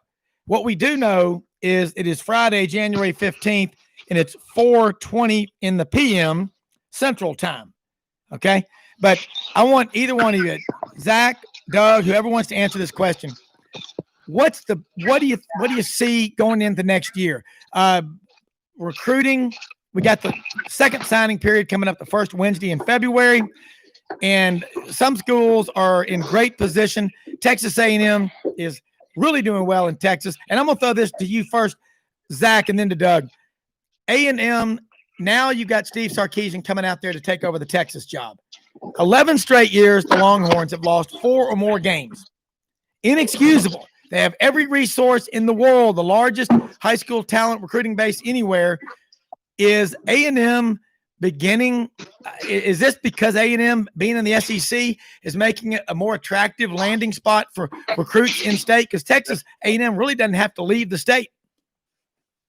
Yeah, no, I would certainly say so. There are a lot of people out there that were kind of upset with A&M leaving the Big 12 for numerous reasons. One, they were afraid that was going to somehow open up the state to SEC recruiting. Well, the Alabamas and the LSUs of the world were already dipping their fingers into the honeypot, so to speak, that is Texas. So I don't think that really made any kind of difference. But for Texas A&M, and having the ability to go into a recruit's home and say, look, you can play in the best conference, in the best facilities, in the best places to play against the best team in the entire country. And that also, by the way, has the most turnout whenever it comes to NFL talent. And you can come here and you have a legitimate shot at becoming a professional football player. I think that does carry a ton of weight, and certainly financially for A&M, it's paid off dividends, and they're still waiting on championships and wins and losses. But I think if you ask any Aggie, they'll tell you that was the right move for sure. Yeah, Doug Dean, what do you think? Yeah, the irony is, this is a chicken and the egg problem. If you just look at the last, 3 to 5 years, I think I could make the case that A&M, the Aggies, great fan base, just so fun to visit there and have them come to Auburn. But they would have had a better opportunity to run the table when they put the talent together with good coaching had they not come to the SEC. That's being Captain Obvious. However, I think, not unlike Rob, you'll appreciate this. When Alabama ran the table in 2009 after that 2008 year of coming up short against Tebow in the SEC title game, and Auburn got to experience, here's what a great championship team looks like, and we came up short in that Auburn had a 17-point lead in that 2009 Iron Bowl. A year later, we all know what happened. That Auburn team finally got to the mountaintop. But I think it was in part, ironically, seeing how difficult it was to win and upping your game and changing how you recruit and bringing more, getting everybody rowing in the same direction, because you've got to now it may be that Texas A&M and then in the coming short term has a better opportunity than it's had in a while to get in the playoff, which, by the way, to Jake's point, might soon be more than 4 teams, which will help us all. A&M's in a great position strategically to do what the Longhorns, for all their resources and all their pompous attitude, frankly, is still quite a distance from doing. Yeah. And, this is interesting. It's debatable for sure. But when Texas began to build up that Longhorn network, that was the canary in the coal mine for Colorado, for Nebraska and Missouri and other schools. We're out of here. Okay. And that hurt that conference. And the Big 12, they've tried to piece the conference together. They play offense out there, not much defense. It's hard to get defensive linemen to go into that league with those offenses that they run. But, Zach, is there any serious talk about A&M and Texas resuming their rivalry? Because that was one of the great rivalries in college football. And I'm going to throw some numbers at you. And Arkansas, you look at their program in the 8 years prior to A&M being in the SEC, they were 36 and I believe 28 in the SEC. And prior to this past season, Arkansas was 13 and 51 in the SEC. And Bobby Petrino in April of 2012 really messed up, and that hurt them a lot. Okay. But I look around at Terry Bowden used to say the hat test, he called it.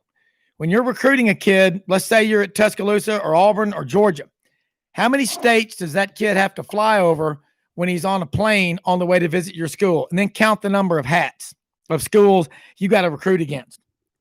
Okay. It's just interesting to me that Arkansas, they haven't beaten A&M since A&M's been in the SEC. They typically play that rivalry in Dallas-Fort Worth, where it's the largest out-of-state alumni base for Arkansas. And I look at Texas, 11 straight years of 4 losses or more. Tom Herman was the latest savior who failed at Texas. Now they got Steve Sarkisian. He's coached at Washington. He's coached at Southern Cal. He's been in Alabama a couple of years, went to the NFL, to the Falcons, if you want to call them the NFL, jokingly. That's what all my friends in Atlanta say. Now, the Falcons, they should be better, but they're not. But came back to Alabama for 2 years. And he really, as an offensive coordinator this year, that's the best offense I've ever seen of any team in SEC history. They broke every record imaginable. Forget about the virus. That's a great team. What is the state of that A&M Texas rivalry? And the A&M people feel now, hey, tell all the Aggie jokes you want, but you're the biggest joke of them all. Gig 'em Aggies. Yeah, whenever it comes to actually meeting on the field, honestly, when you brought in Ross Bjork as the new athletics director, he was hit pretty hard with that question. You got new blood in there now, and that's kind of what fans are waiting for. Before that rivalry renewed, they said, look, we kind of have to have this changing of the old guard. The new guard has to come in, and then we can get back to what we know, and those hurt feelings are put to the side. But Ross Bjork, at least for right now, does not act like he is interested in renewing that rivalry. And I don't know if Chris Del Conte, I think at this point he's kind of got bigger fish to fry, dealing with that exit of Tom Herman and now getting a new head coach.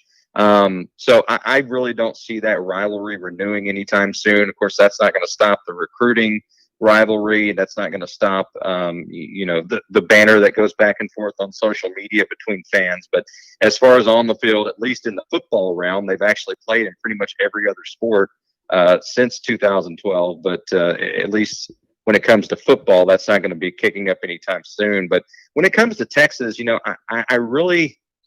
I think with that firing of Tom Herman, I think they kind of cut off their nose to spite their face, in that they had a coach who had been able to establish, his mark on the program. And believe it or not, Tom Herman was pretty successful. They play Kansas this year. They finish 8-3. And a big win over Colorado. They've got tons of talent. You could see that in that game against the Buffaloes, and especially on offense, good young talent. And they always think that the grass is greener. And a lot of people said that about A&M when they went and got Jimbo Fisher. And I think so far that's proven to be true, that in fact Jimbo Fisher was a better option than Kevin Sumlin. Will Steve Sarkisian be a better option than Tom Herman? I mean, coming in, Steve Sarkisian doesn't have nearly as much success, especially as a head coach, as Tom Herman had whenever he came to the 40 acres. And yeah, did Steve Sarkisian put together a heck of an offense this year? Absolutely. But he had 3 Heisman finalists. I mean, how often can you say that about any team? And Texas has not had that kind of talent. I don't know. Honestly, I don't know if any team has had that kind of talent where you've got a wide receiver, a quarterback, and a running back. All 3 could be, are in the final running to win that trophy. So can he replicate that at Texas? I think to some degree, but I don't think it's going to be an overnight, suddenly going to be completely different than what Herman was doing there at UT. A&M fans now, they again, anyone that ever goes to College Station will tell you they're the most gracious, hospitable people out there. And I remember years ago when they came into the SEC in 2012, so many people said it was just the perfect fit. Their traditions, their fan base, Reveille, the Collie, the Aggie bonfires, just little things you think that are little, but they're big. The respect. You take off your hat when you go into a building. Well, hey, I was always raised, you open the door for a lady. I love that stuff. But they just seem like they're growing in to the SEC. And they had a great rivalry, especially back in the 80s with LSU. But I think they're becoming more comfortable. And again, I think they're pulling away from Texas, but I would like to see that rivalry come back in. And this is just, it's a lot of fun to watch this thing continue to grow. Listen, Zach Taylor, we're going to have to take a quick commercial break here. Then we're going to be back with Jimmy Ott from ESPN 104.5 in Baton Rouge talking LSU and more college football and basketball. But Zach, look, we're going to be getting into more basketball and recruiting in the coming weeks. Tell people how they can follow you every day out there in Aggie land, because there are, of course, Aggie fans listening on Sidelines.live all over the country who need to follow you and gig them Aggies. Yeah, absolutely. You can follow me on social media at Zach Taylor Sport. That's Zach Taylor with an H. And also Monday through Friday, I'm on a morning show here in Bryan College Station called the Infomaniacs. It's on 1620 AM, 94.5 FM, and radioaggieland.com. Okay, look, have a great weekend, Zach Taylor, out in College Station, Texas. Follows Texas A&M. Love having him on here. And we're going to take a quick commercial break. And before we do it, let me say this. The Dorian Group, the Dorian Insurance Group, Tom Dorian, that's my wife Audrey and I's insurance agent. He has a great team there that will help you. Life insurance, homeowners, property and casualty. A great listener. Father of 5, member of Curcio, University of Memphis grad, CBHS grad, member of the 77 state championship team. Listen, you need to have that conversation about insurance. Most people don't really like talking about insurance, but you better have that conversation, and you need it with somebody that is a great listener. Tom is a great listener. 6240 Poplar Avenue in Memphis, 901-328-5858. And again, if you're like most Americans, you might go years between making a claim on your homeowners or property and casualty insurance. The Dorian Agency has a program that allows you to receive up to 25% return of premium. The Dorian Agency. Have the conversation with Tom Dorian. We'll be right back, Sidelines.live with you till 5 p.m. Central, 6 p.m. on the East Coast. This is Rob Brown broadcasting from the Cherry Farm Park in Arkansas, looking out at the sunset on Crowley's Ridge. It's cold, it's windy, and we love it. We'll be right back.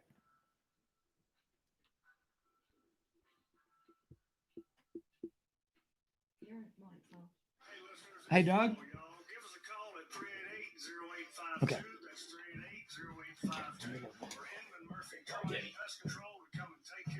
You there, Rob? You there, Rob?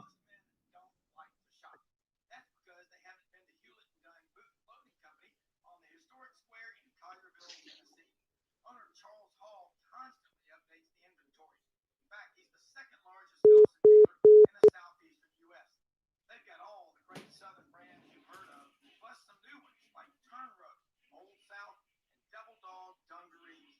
Plus, I can get my wife to go there because they've got the best selection of boots for men, women, and children you'll find anywhere.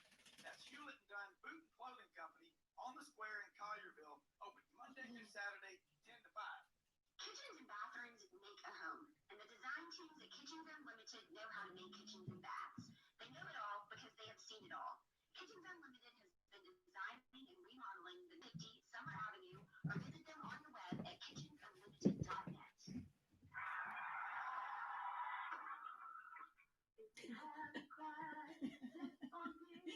What? Still makes me laugh. I think it's still my commercial. Now is the perfect time to work on those home improvement projects.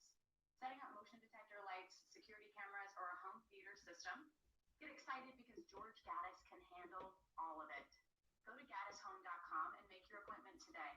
It's not just a good decision, it's the best decision. Gaddishome.com. GADDASHOME. Whether you take in the waste or let out the hem, All your clothes look better when Rocky alters them. Rocky's expert alterations of 1866 Poplar Crest Code. behind the Mecca Eye Care for ladies, gentlemen, and children. Sidelines with Rob Brown. Okay, you're back on. Talk sporty to me. Don't let them be dead air. Talk, Rob. Okay, Rob Brown back here with you on a Friday afternoon, Sidelines.live podcast, broadcasting live from the Cherry Farm and Park in Arkansas. And look, bottom line. Hey, Rob, I'm here, man. We've got a lot of things going on right now. Jimmy Hodge has just joined us here on Friday afternoon, and waiting on Jimmy Ott. Hey, man, Jimmy Ott, welcome to Sidelines. And we got Jimmy Ott and Jimmy Hodge calling in at the same time, the dueling Jimmys.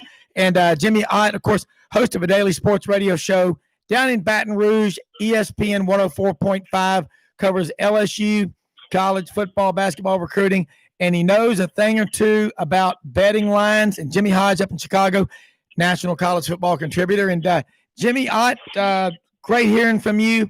And what's the latest down on the bayou? Man, I hope you guys' holidays were good, man. It's all good on the bayou. You asked me a couple of months ago what I think about Will Wade. When I tell you, my man's gonna give us a shot. Okay, y'all don't regret keeping Bruce Pearl. Okay, nope. So and guess what?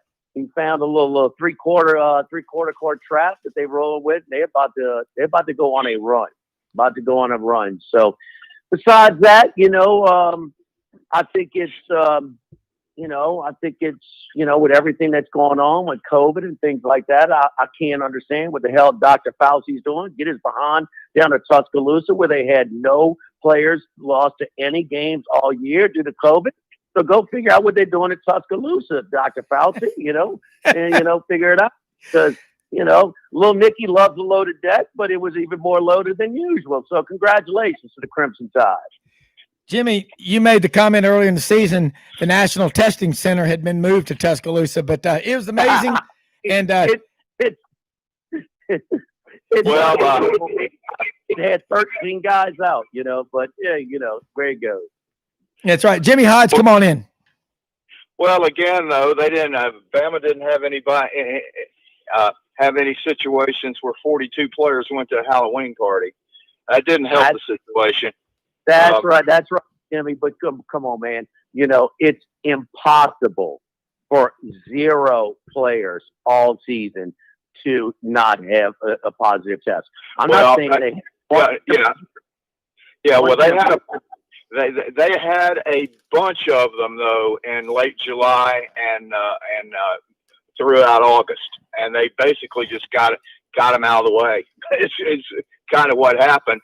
And again, hey, you won't find me as any interested member of the Dr. Fauci fan club. Let me assure you. But it was a season that we will never ever see duplicated again. And you got to really give just the players from all over the country making every effort to stay away from, what college kids normally do in their spare time, go out and about with their buddies that, aren't associated with, with football. And, the fact that the SEC only, I think, had one game canceled, maybe two, that was a remarkable accomplishment. And Jimmy and I both have, for a long time, were not fans of the Greg Sankey fan club. But I tell you what, he hit a grand slam this year, the way he handled the virus situation by not jumping to any conclusions, letting things develop. He decided on the September 27th start, and at the same time provided a couple of weekends, actually 2 or 3, to where if you did have postponements, teams were able to reschedule games against other opponents in fairly short notice. And he really did a great job when you compare that to the clown shows called the Big Ten and the Pac-12. Yeah, Jimmy Hodge, great point. No doubt. Look, Sankey's on. It's easy to do the math. I mean, 10-game schedule, 14 teams, 7 games. So 7 times 10 is 70. The SEC championship game makes it 71. They played 69 of those 71 games. Okay. That's by far the best. Okay. And because they started early, they gave themselves some wiggle room, unlike the Big Ten, some others that they had to change the rules to get Ohio State eligible for their conference championship game. There's no question. No, absolutely, we have to be fair on this thing. And Sankey's had this thing on cruise control, autopilot for a while. And no, he needs to be applauded, rightfully so. My point is just, it's real simple. When we get into classing this thing historically and this and that, this is the most screwed up college football season ever. I'm glad we played. It gave us some games. We needed it, the whole thing. But when we're talking about this is the best ever, I applaud Alabama for their 4 impactful seniors to come back for another year. That needs to be applauded. But think about it, no matter what, and maybe Saban or whatever message he gave to his team, they had 0 opt-outs, whether it was COVID or social, there were opt-outs all over college football. They had 0. But the one, I'm sorry, I'm just not buying. We can disagree, and that's fine. 32 teams in the NFL, all 32 had some players miss games because of COVID. 130 teams in Division I. Not everybody played, but there's one team that didn't have one player missing COVID. Come on, man. Let's cook the books. I mean, the easiest way not to get tested positive is not to test. I know little Nicky. He loves a loaded deck, but this loaded deck was even more than usual. And Jimmy Ott, one interesting thing that, the test, like typically the schools were Sunday, Wednesday, Friday. And bottom line, there were maybe, I think, Jimmy, 7 SEC games that had to be canceled, and some of it just didn't play them. But this whole thing. Played 69 out of 71. They made them up. 69 out of 71. Okay, that is absolutely then that is amazing. But I want to ask you this, Jimmy Ott, the takeaway from this LSU season. We knew that Bo Pelini had been away for a while. He came in the first game, Mississippi State goes into Baton Rouge and puts a beating on LSU. People thought Mike Leach had uncovered the secret code of the national security code to win. And then the next week, Arkansas, who had been given up for dead, I mean, their picture was on the side of a milk carton, goes in and wins 21-14. And Jimmy Hodge pointed out brilliantly those zone defense coverages that Barry Odom, defensive coordinator with Arkansas, put together, blew up that offense. And, look, Mike Leach, heck of a coach. You got to get his kind of players. Welcome to the SEC. Every week you're facing a legitimate front 7. But Bo Pelini, you could tell that was a bad fit from the beginning. Obviously, LSU had tremendous losses. Then some guys that decided not to play this year. But what's the takeaway from this LSU season? Because they ended up with a great win on the road at Florida, and now the Gators are on a 3-game losing streak, and that was pretty much the end of Florida's football season. That one, they've lost 2 more since then. Well, we knew this, this preseason top 10 ranking was a little bit of a carryover from last year. You cannot lose the amount of players that they lost. Once the NFL season started, we realized, damn, these guys are even better than what we thought. I mean, their Pro Football Focus just ranked the receivers. Justin Jefferson was ranked 2 behind Devontae Adams. And that's not the end all, the Bible of everything, but that's still just an indication of, the quality of players that you lost.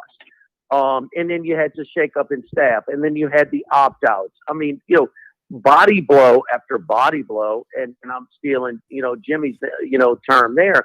And you kind of sense like this might not be good. And then it was worse than we expected. And then you had more opt-outs.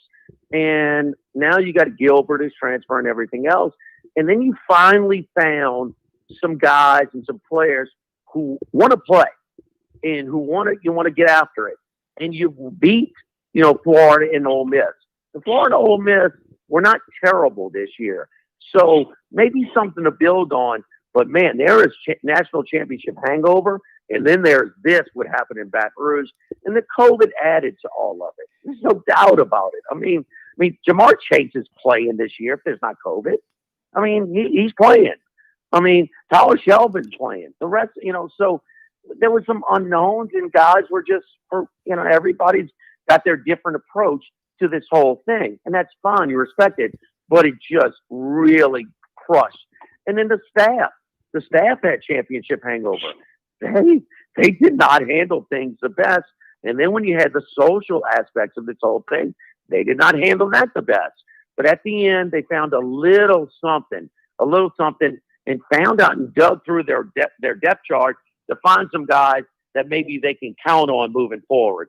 The $1 million question is, how good is LSU going to be after this throwaway year?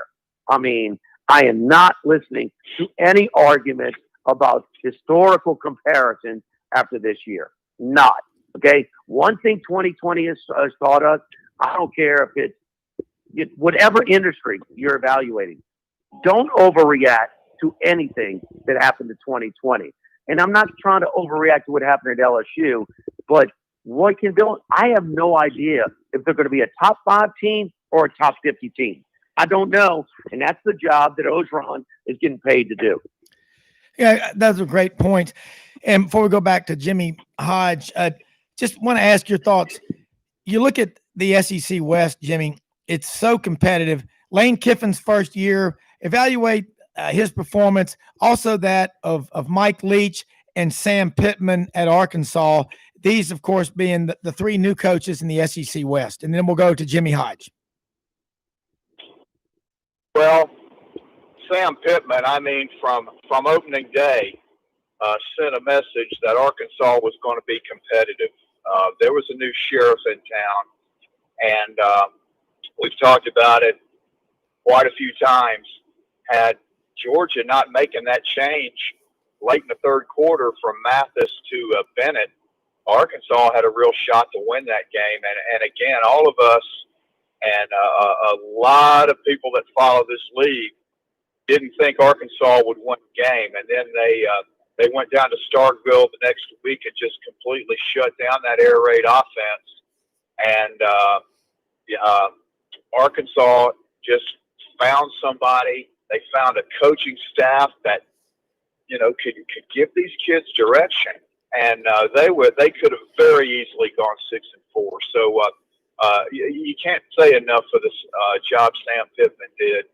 And it's going to really, I think, help their recruiting when you inherit players that you didn't recruit, but yet you're able to take them and make them competitive against top 10 programs again, like they demonstrated right off the bat against Georgia.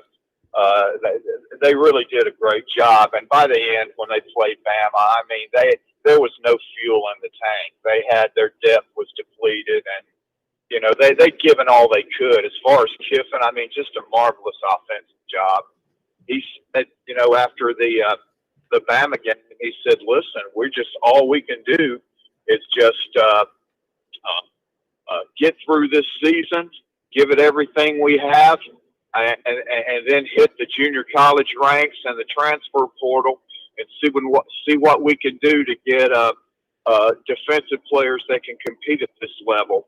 And kind of the same thing with Leach. You know, after that Arkansas disaster, they went into a serious tailspin. But I tell you what, starting with that performance at Georgia, they played good football. And Leach is one of those guys. His history, be it at Texas Tech, at Wazoo, his teams have started slow. Takes a while to adapt. He's going to get his kind of players, you know, in the program. And I honestly think that they're going to cause some problems for some people. So at the end of the day, I thought all three new coaches in the SEC West did a good job. I mean, considering the circumstances they were inheriting. But it's that SEC West. I mean, that's a dumpster fire. I mean, can anybody even remotely compete with Georgia next year? I think Florida's a dumpster fire. They're a mess. Yeah, you're right. And Jimmy, like I said, we covered these SEC West schools, and you being covering LSU, you play Florida, you play teams in the East, but obviously a Western school. But what do you think about that SEC East? JT Daniel should be fully recovered health-wise. Will be Georgia's starting quarterback going into the next year. They're loaded with talent at Georgia. They had Stetson Bennett, the fourth, who was fifth team a month before the first game. They went as far as he could take them. I admire his courage and his bravery. But JT Daniels is a franchise-type quarterback. And again, you look at what's going on at Tennessee. Florida's on a 3-game losing streak. And is this going to be just a runaway for Georgia? Yeah, you know, we talk about the 3-game losing streak. Okay, first of all, if Dan Mullen doesn't get cute and plays Kyle Pitts, they beat LSU. Okay? Absolutely. Especially because of their issues in the red zone where he's just unstoppable down there. Okay, so that's the first thing. And then the bowl game. I mean, look, the bowl games, they're become a little bit of a joke to begin with. This year, more of it. I mean, your top 3 receivers and Kyle Pitts, come on. I mean, you think Kyle Trask just got bad and threw 3 picks in the first half against Oklahoma. So in Oklahoma, just got tired of getting drilled by SEC teams. They were ready to play. So let's not overdo the 3-game winning streak at Florida right now. But they do lose a lot. And for some reason, as good of a coach as Dan Mullen is, man, he's a goofy son of a gun. I mean, he said some things. I'm like, it just puzzles me. But JT Daniels, the only thing there is, what took you so long, Kirby? I mean, really? Come on, man. You went through 2 quarterbacks. He was your third choice before you finally settled on him deep in the season. And he won the Peach Bowl by himself against Cincinnati because they could not run the ball against the Bearcats. Georgia's going to be the overwhelming favorite in the SEC East. But Mullen's good now. I mean, as goofy as he is, he's a good coach. Can he excel at a high expectation program like Florida? We'll see. We'll see. He's gotten them better. He's improved them. But can he take them over the hump? That remains a theme. On the Eastern side, though, you talk about Pittman. The best thing about Pittman is, and they were getting drilled 50-0 every game. He at least made them competitive. I mean, very competitive, and won some of those games. Kiffin, I've never seen a fan base more excited about a 5-5 season, but they're ecstatic. I mean, they don't even care if he's hanging out with the Bama players for the national championship game. Come on, we don't care. Just do what you got to do. Okay.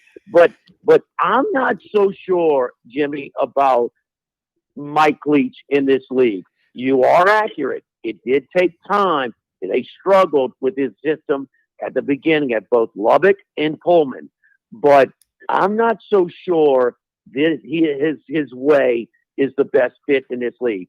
Keep in mind, this West was not normally as tough as it is. LSU and Auburn, not nearly as good as they normally are. And A&M, okay, they're the second best team in the SEC, period, this year, including Florida. They beat them, all right? But is A&M a top 5 team? Is A&M normally as good as the second best team? Kellen Mond, I mean, I don't know. Yeah, and hey, Jimmy, Jimmy, let's hold that thought for 1 second. Let me say something about one of our sponsors, and I want to follow that up with a question for both of y'all. Red River Ford Toyota in Nguyen, Arkansas. You live in Memphis, the Mid-South area. You know the name John Dobbs Jr., part of the Dobbs family. They've been in the car, truck, SUV business for a long time. John Dobbs Jr. is part of the Red River Auto Group. Check these folks out in Nguyen, Arkansas. If you're on I-40, get off at the Forest City exit, go north 11 miles to Red River Ford Toyota, or you're in Nguyen on Highway 64, back and forth to Heber Springs, Greer's Ferry, half mile south of 64, just below the Walmart. Justin Nguyen, the general manager, was on here with us earlier. They're making great deals on cars, trucks, and SUVs, as well as used cars, trucks, and SUVs. They have access to a large inventory. Rusty Howard, the sales manager, the people there are committed to helping you.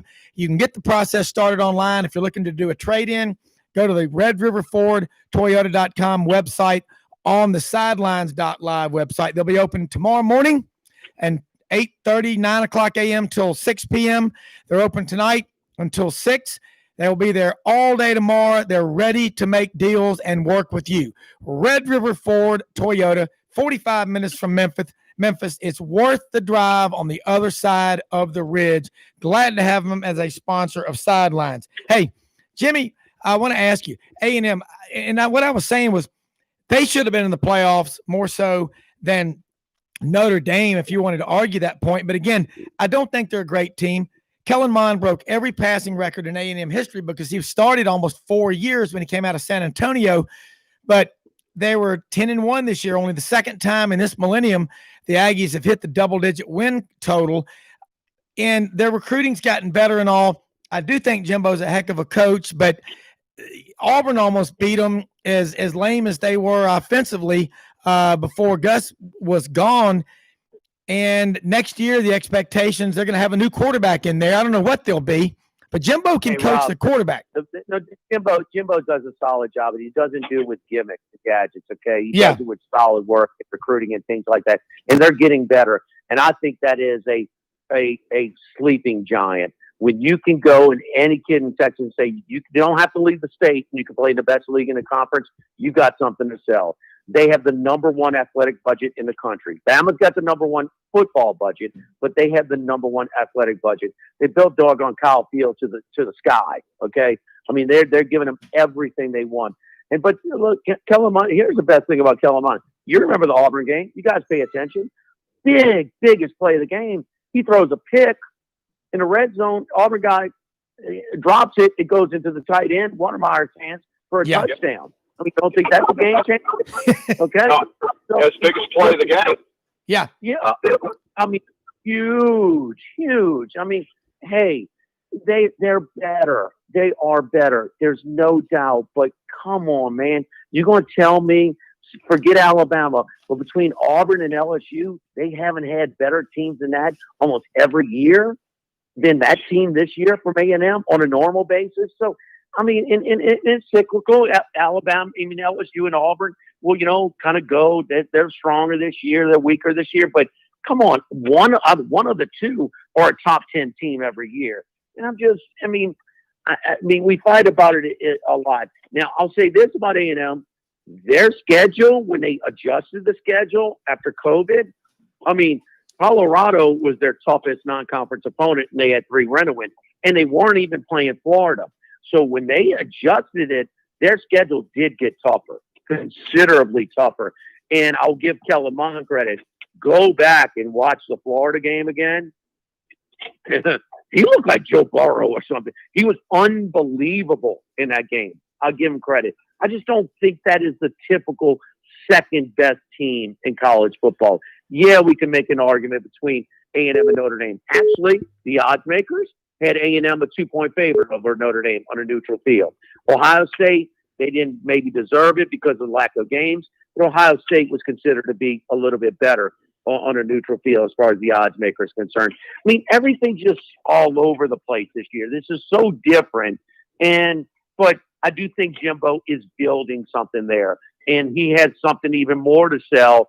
But it's still man. What Saban has at Alabama, man, it's just going to be it's tough to beat them. It really is. And so, I mean, what do you say? I mean, it's Jimbo is doing the job there. He's doing the job I expected. Well, when you're paying that money, I can't believe they ran Tom Herman off. I mean, there was personal differences. I agree, but I mean, when you're paying that kind of money, unrealistic money equals unrealistic expectations. But no, I'll give Jimbo credit. He did a good job. They're a good team. They're balanced. They got out of that Sumlin finesse stuff where they can defend the run and they can run the football even with this wide open spread attack, era that we're in college football right now. Jimbo's good. Jimbo's going to be fine, but is it going to be enough to get over the hump? We'll see. Yeah. Jimmy Hodge, spring practice will be here next month. A lot of schools typically start some of mid-February, at least by late February, and then March and April, it's full on. What's the next thing we're all waiting breathlessly on decision-wise in college football? We got college basketball underway right now, which we're going to talk a lot about. But your thoughts and what do you think is going to happen with spring practice? Hoping you can have it. If we go through this again, not having a spring practice, man, I just don't know. Now you're really getting into an area of concern and actually moving away from football for just a second, hoping that the NCAA tournament can be played, because if it's not played, now some people will argue this could be a good thing. This would put the existence of the NCAA in jeopardy, because that's 90% of their operating budget every year comes from the NCAA tournament. Yeah, it's about $1 billion right there. Jimmy, you just answered your own question. Remember when we discussed this in August on who was going to play, and the SEC or the Big Ten, and we said that the SEC was there's more risk tolerance there. They're going to do everything they can to play, and they found a way and they figured it out. It is a lock. They will play the tournament in Indiana this year. I mean, there might be the team that's going to drop out because they tested. They're trying to they don't have a bubble. They cannot afford it. You just said it. 98% of your operating budget. They're playing. Now, will a Duke not play, or a Virginia, or whoever? It might be compromised, but they are playing that tournament in Indiana in March. Yeah, I'm convinced they are. I'm with you. And they already have said that they've talked about it. They're watching what the Indiana Pacers and the Indianapolis Colts are doing as something to follow. But no way the NCAA can afford 2 straight years not to have the basketball tournament. And there's 370 teams. It was a Wednesday night when the Utah Jazz Center tested positive, they canceled that game. They canceled the Pelicans Kings game and stuff like that. And then Thursday they canceled the SEC tournament, the ACC. They actually played the first half of the Big East tournament with St. John's and Creighton before they canceled that. That's a week before the March Madness. Actually, 5 days before the first 4 in Dayton. They didn't have a chance to adjust to this.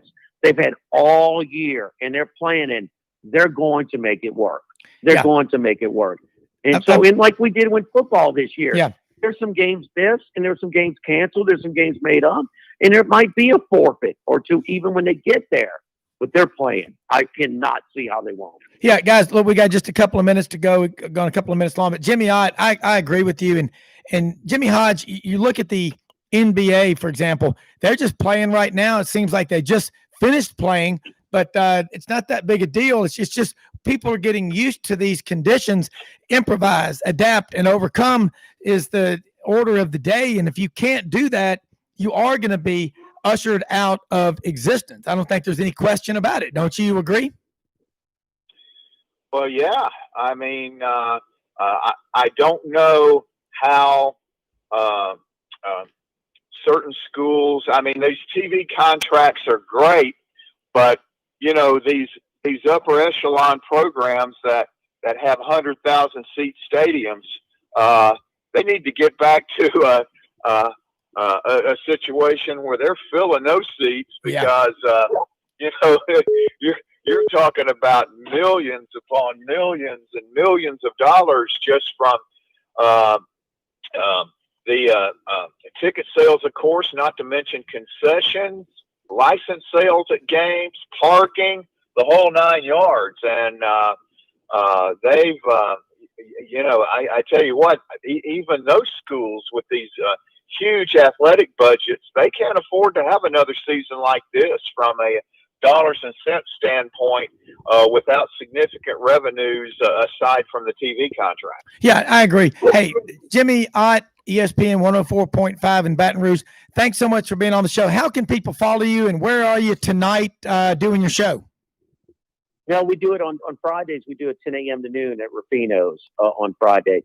Do Monday through Thursday, 6 to 8 p.m. and Fridays and Sundays, 10 a.m. to noon. And so all we got to say is one thing. Drew Brees' 42nd birthday today, okay? Who that? Who that?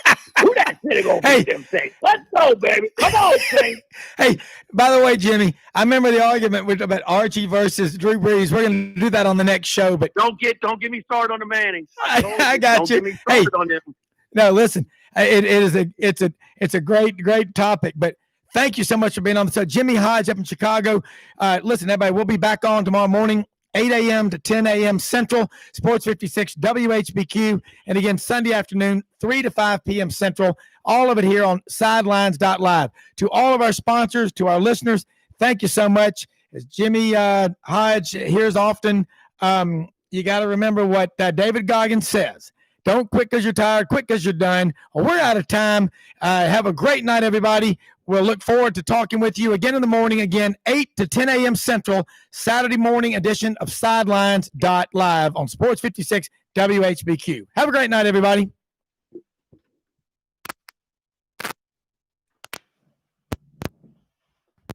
Hey, man. Hold on 1 second. Hey. Oh, man. Hey, get my glasses. I